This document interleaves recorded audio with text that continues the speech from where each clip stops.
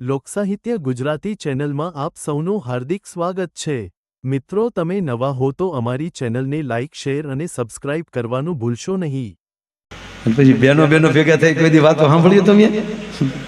ઈ બેઠા બેઠા વાતો કરજો ને કોઈક દી સાંભળજો। ઈ તો હું આવીને પછી તાર ભાઈ બધું હારું થયું। વાતે હાય છે શક્તિ આવ્યા પેલા કાંઈ થાય ને?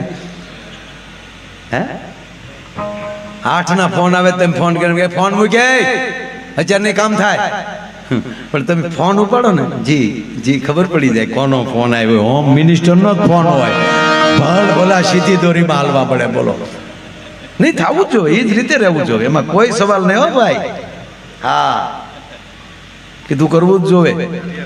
રાવણ જેવો રાવણ હતો, માં જાનકી અમે તલવાર કાઢી તા મંદોદરે કીધું એ ગોગો તલવાર તા તો રાવણ બજે તમે હારે લાગો। એ રાવણે જો તલવાર મેન કરી નાખતો હોય તો પછી એ ક્યાં કરો સાહેબ?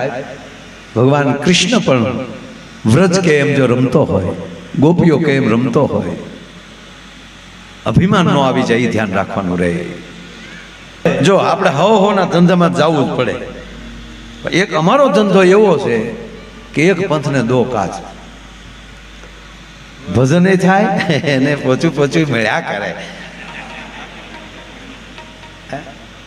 એક પંથને દો કાજ છે,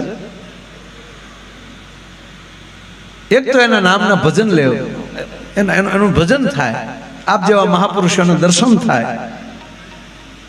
અને મને ક્યારેક ઘણીવાર ક્યારેક નહીં ઘણીવાર લગભગ મને આ વિચાર આવ્યા વગર ન રહે કે આ સદગુરુની કૃપા ન હોત તો માયો ક્યાં બેઠો હોત? આ કૃપા આપણને ક્યાંક લઈ જાય છે। મને એકવાર અમરીશભાઈ પૂછ્યું બાબા કે માયાભાઈ તમે આ વિધાતા આપણા લેખ લખે એમાં માનો છો? મેં કીધું હા। મને કે લેખ તો છઠ્ઠીને દિવસે જ લખી નાખે છે? મેં કીધું હા, જન્મતા આવે છઠ્ઠીને દિવસે બ્રહ્માજી આપણા લેખ લખી નાખે છે, વિધાતા આપણા લેખ લખી નાખે છે। એના લેખ ઉપર મેં કોઈ ફેરફાર થઈ શકે? બિલકુલ નહીં। પછી એને તરત એક પ્રશ્ન બહુ કર્યો હારો કે તો પછી આ ભજન કીર્તન સદગુરુ યાત્રા કુળદેવી આ બધું શું કરવાથી શું ફાયદો? મેં કીધું એનાથી વિધાતાના લખેલા લેખમાંથી ફેરફાર ન થઈ શકે, પણ સદગુરુની, તમારા ઈષ્ટદેવની, તમારા કુળગૌરની, તમારા કુળગુરુની આ બધાની કૃપા ભેગી થાય ને ત્યારે હેતુ ફેર થઈ જાય, લખેલું ન ભોહાય। દાખલા તરીકે મારા લેખ તો વિધાતાએ બાપુ એવા જ લખ્યા છે ને કે તારે ગામો ગામ જવાનું, આખી રાત આખા ગામને જગાડવાનું, એ ગામમાં 4-5 લાખનું કાબલું પાડવાનું, આગળ પાછળ પોલીસ છે, ક્યારેક ક્યારેક બધી જેલમાં જવાનું, લગભગ બધી જેલમાં ગયો। આ લેખ તો આજ લખેલા ને। હવે સાબરમતી જેલમાં, એટલે હું જેલમાં એટલે પ્રોગ્રામમાં ગયો છું। હા, એટલે મેં એને કીધું, મેં કીધું જો માની લો મારી ઉપર કૃપા ન હોત તો હું આખું ગામ ભાંગતો હોત ને, કેવો હોત? જે જગ્યાએ તમારે જવાનું છે ત્યાં જવાનું જ છે, પણ હેતુ ફેર થઈ જાય ને। જો જેલમાં કેદી હોય અને પોલીસ હોય, ઓલાને તો જામીન થાય, આ પોલીસને તો આખી જિંદગી નોકરી જેમાં પૂરી કરવાની છે। કેદી હુઈ જાય, ઓલા બંદૂકનો કંદો લઈને આખી રાત ઉભા આવે, પણ બેના વિચારમાં ફેર છે। ઓલાને એમ છે કે હું કેદી છું, નાને એમ છે કે હું પોલીસ છું। બસ વિચારધારા જે ફરી જાય, જવું પડે ને જવું જ પડે સાહેબ, એમાં કોઈ લેખમેખ નથી, પણ તમારા ઈષ્ટદેવની કૃપા હોય ને, તમે જ્યાં જાઓ ત્યાં તમારી એન્ટ્રી પડતી હોય। ભલા મને તમે જ્યાં જાઓ ને ત્યાં તમારી એન્ટ્રી પડતી હોય, ત્યાં સ્વાગત થતું હોય, વેલકમ આવો। અમુક અમુકને જોઈ તો હાવ લોધરિયા જાય, અમે હાવ મળી ગયા સારું કરીને નહીં, આમ જે કાર્યમાં જતો હોય એમાં એનો રસ્તો થતો હોય। આ કૃપા ભગવાનની કૃપા થાય, એની ઉપર ભરોસો બેસી જાય। અને ત્રીજી વાત, ભગવાન કૃષ્ણ એમ કહે છે કે હે અર્જુન, તું કર્મ કર, ફળની આશા ન રાખ, એ મારા ઉપર છોડ।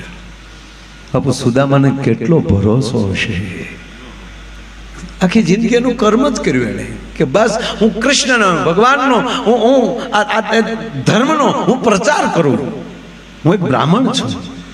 દાદા કોરોનામાં ખબર જ નથી પડી કોના દાદાને કોણ લઈ ગયું. મારા પહેલા તો શરૂઆતની પહેલી પછી લહેર કહેતા બોલો. પહેલા બાપુ લીલા લહેર હતા, પહેલા લીલા લહેર હતા. આ કોરોના આવ્યા પછી લીલા હકેલાઈ ગઈ એકની લહેર.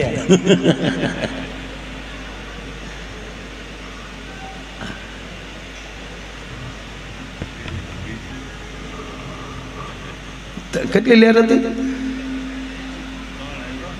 ત્રીજી લહેર. અને પહેલી લહેરમાં તો કોઈને ડેડ બોડી આપતા જ નહીં, નાન્યા જ રાખતા, હું કરતા મારો રામ જાણે.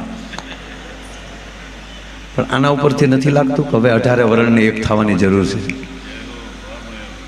જો જ્ઞાતિવાદ કરવો હતો ને તો આ કોરોનામાં કરી લેવો હતો કે ભલે અમે મરી જાય પણ અમારા બાપને અમે જ બાળવા જાવ. ભલે અમારા બાપા મરી જાય પણ ડોક્ટર મારી જ નાઈટ નો હોવો જોવે. ન કર્યું આપણે.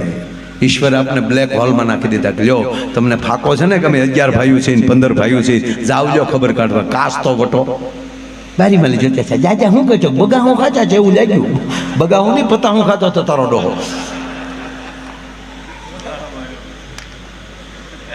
ત્યાં પરિવારનું જોર વયું ગયું.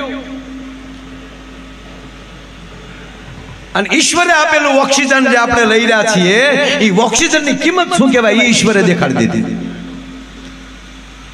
એક જણાને ફોન આવ્યો, હોસ્પિટલે ફોન કર્યો કે તમારા દાદાને લઈ જાઓ. એટલે ઓલા ધડદીને ગાડી લઈને ગયા. એ તો કીટમાં પેક જ આપતા, હાવ મોઢું કોઈ ન જોતું, કીટમાં તે વાહણે ઊંચું કરીને આપી દે, કાંઈ લઈ જાઓ. ઓલા પાછા મહાણે એમ જ ફેંકી દે. એ લઈ ગયા, બાળી આવ્યા, 12મું 13મું કરી નાખ્યું. 15 દી છે પાછો ફોન આવ્યો એ કે તમારા દાદાને લઈ જાઓ. ઓલા છોકરા કે હું દાદાને ખાઈને હોય, એક દાદો લઈ ગયા, હું દાદો લઈ જાઉં. અરે કે ભાઈ તમારા દાદા છાજા થઈ ગયા છે. તો ઓલા અહીંયા જતા તો દાદો પીડી ટેકાવીને બેઠેલો. મારા દીકરો મહિનાથી કોઈ ડોકાણો નહીં. અરે કે આપણો બાપ તો જીવે ડોહો. બાપાની ગાડીમાં બેહાડ્યા ને ઓલા પછી ઓફિસમાં ગયા, જેથી લઈ ગયા એ રસીદ લેતા ગયા હતા. એ કે આ રસીદ અમે લઈ ગયા હતા એ કોને? તો ડોક્ટર કે જવા છે નહીં તો છેલ્લે સરવાળો કરી લઈશ. એના સરવાળા નથી રહ્યા સાહેબ. એમાં આપણા સ્નેહીઓ ગુમાવ્યા છે. આ ઘટના જેવું તેવું વંટોળ નથી ગયું આપણી વચ્ચેથી, અને આપણને કાંઈ નથી થયું, આપણે બચી ગયા તો અભિમાન ન કરતા ઠાકરનો આભાર માનજો કે આવા કાર્યો કરવા માટે ઈશ્વરે આપણને રહેવા દીધા છે. ભલા એનો આભાર માનજો કે અમે આવા કાર્યો કરવા માટે. હે ઠાકર, હવે અમે તને ભૂલશું નહીં. અમે તારી ઉપર ભરોસો રાખીને જીવીએ છીએ. અમને ક્યાં ટાઈમે સંધ્યા કરાય, ક્યાં ટાઈમે તને થાળ ધરાય એ અમને કાંઈ ખબર નથી. અમને તો એટલું જ કે હે ઠાકર આવજે મારા બાપ. ભલે જલજીલની 11 બધા કરતા હોય, પણ બાપુ ભરવાડનો દીકરો જે જલજીલની 11માં જે કરતો હોય, જલજીલવા જતો હોય, એવું હજી સુધી કોઈ ન જઈ શકે. જન્માષ્ટમી બધા ઉત્સવ ઉજવતા હોય, પણ સાહેબ જ્યારે ભરવાડનો દીકરો રાસ લેતો હોય, માલધારીનો દીકરો રાસ લેતો હોય, એના સ્ટેપમાં ભૂલ ન પડે. કારણ કે કૃષ્ણની ભક્તિ માના કોઠામાંથી લઈને આવેલો હોય છે. ભલા માણા ઠાકરની ભક્તિ માના કોઠામાંથી લઈને આવેલો હોય. જેને જેને જ્યાં